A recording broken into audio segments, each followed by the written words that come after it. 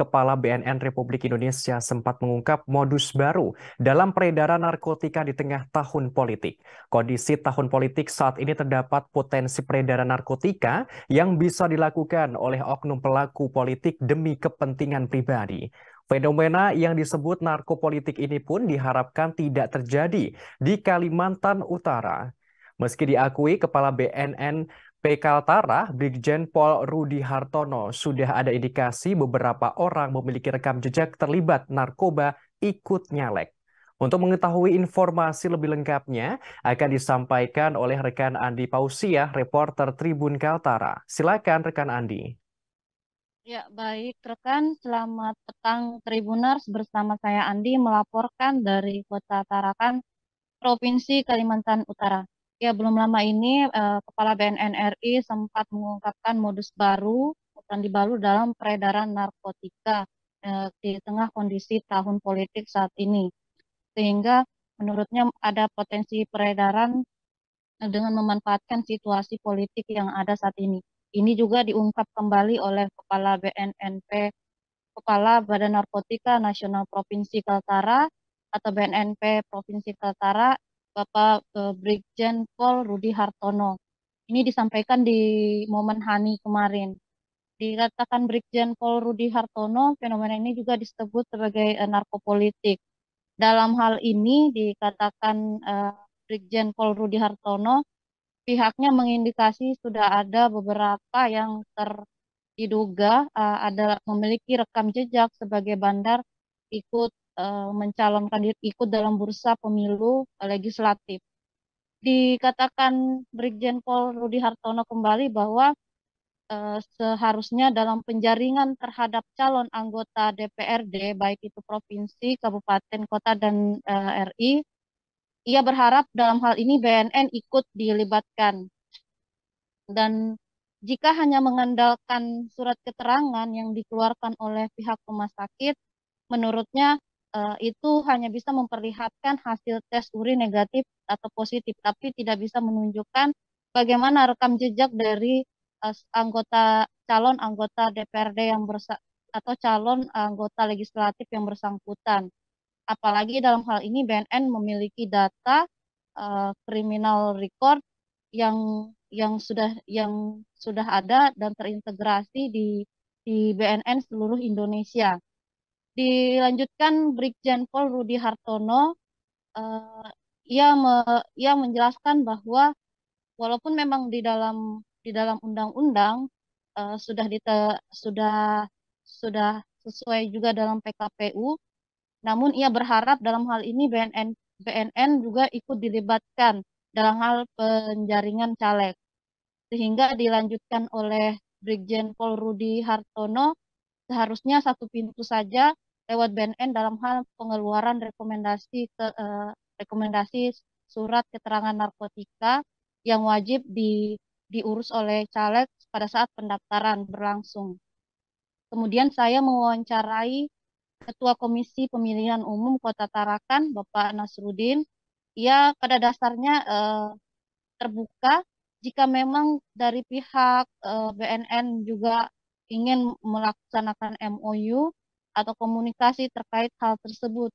Nantinya juga akan ada, saat ini masih proses verifikasi untuk berkas caleg yang ada, sehingga eh, pihaknya belum bisa membuka siapa-siapa saja nama yang sudah terdaftar untuk ikut terdaftar pada saat pendaftaran bacalek kemarin oleh masing-masing parpolnya, sehingga pihaknya belum bisa membuka nama satu persatu siapa caleg yang dimaksud.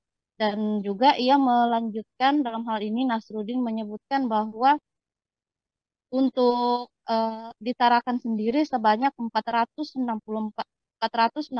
caleg, dan statusnya mereka pun belum ditetapkan sebagai DC, daftar calon tetap ataupun daftar calon sementara, sehingga status mereka saat ini masih bakal calon legislatif. Dan kemudian nantinya sampai tanggal 23 Juni dikatakan Nasruddin barulah secara umum verifikasi selesai, dan di sana ada kesempatan untuk mencermati ulang, termasuk juga meminta masukan dari semua pihak termasuk juga jika memang dalam hal ini ada informasi mengenai latar belakang caleg tersebut. Dalam hal ini juga tentunya Bawaslu dilibatkan bersama masyarakat. Kemudian menanggapi terkait indikasi terkait pernyataan Kepala BNNP Kaltara yang mengharapkan BNNP ikut dilibatkan, ia juga menjelaskan bahwa saat ini memang sudah pernah dilakukan kerjasama dengan pihak BNN di tingkat kota. Kemudian ia juga saya juga mewawancarai Ketua Bawaslu Kota Tarakan, Bapak Sulfauzi Hasli.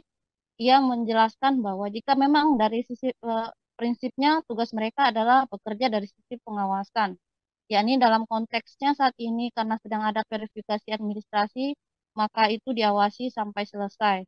Dalam perjalanannya proses verifikasi administrasi, ia mengakui tentu sulit untuk mendeteksi apakah seseorang yang dimaksud itu adalah bandar atau tidak.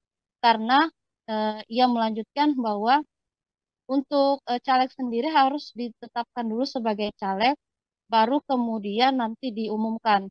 Dan ia melanjutkan untuk untuk eh, untuk pernyataan yang disampaikan BNNP Kaltara sendiri menurut aturan PKPU yang dimaksud tersebut adalah sebenarnya apakah caleg tersebut pernah dipidana atau tidak, atau pernah menjalani masa percobaan hukuman. Kemudian ia juga melanjutkan ada masa jeda ketika memang ia pernah menjalani proses pidana, ya ini masa jedanya sekitar 5 tahun. Kemudian Muhammad Sulfauzi melanjutkan jika memang dia mantan terpidana dan dia sudah memiliki masa jeda 5 tahun, maka dia ini adalah berdasarkan aturan dari putusan Mahkamah Konstitusi. Kemudian ia juga menjelaskan bahwa dalam hal ini untuk ada kesempatan yang bisa diberikan ketika nanti sudah memasuki waktu selesainya proses verifikasi dan ditetapkannya daftar calon sementara. Di sini nanti masyarakat bisa yang memiliki informasi mengetahui tidak hanya persoalan narkotika, tapi semisal ketika ada caleg yang bersangkutan diketahui ternyata diduga memalsukan ijazah misalnya selain kriminal narkotika, juga bisa menyampaikan kepada KPU Kota Tarakan dan tentunya disertai dengan bukti yang jelas, yang akurat, yang valid. Kemudian itu saja yang disampaikan oleh pihak Bawaslu Kota Tarakan. Demikian rekan saya menyampaikan dari Kota Tarakan, Provinsi Kalimantan Utara. Baik, terima kasih rekan Andi Pausia, reporter Tribun Kaltara atas informasi lengkapnya dan selamat bertugas kembali. Tribuners, kami tayangkan wawancara dari Kepala BNNP Kaltara Brigjen Pol Rudi Hartono, kemudian Ketua KPU Kota Tarakan Nasruddin, dan Ketua Bawaslu Kota Tarakan Muhammad Zulfauzi Hasli. Satu pintu, kenapa?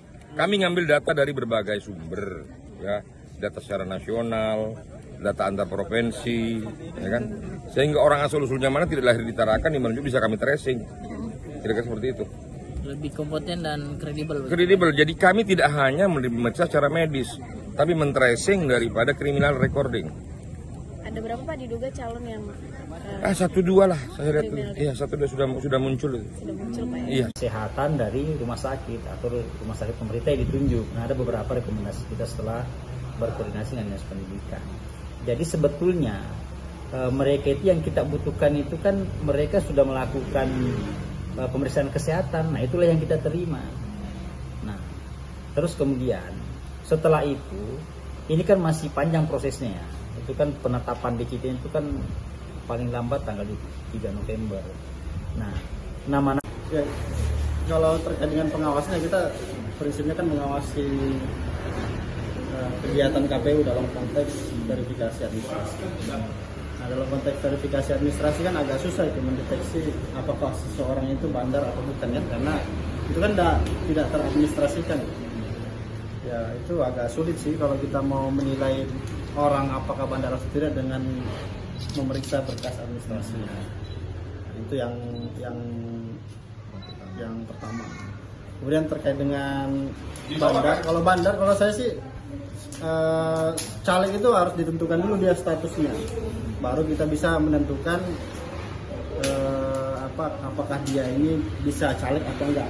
Terima kasih sudah nonton. Jangan lupa like, subscribe, dan share ya.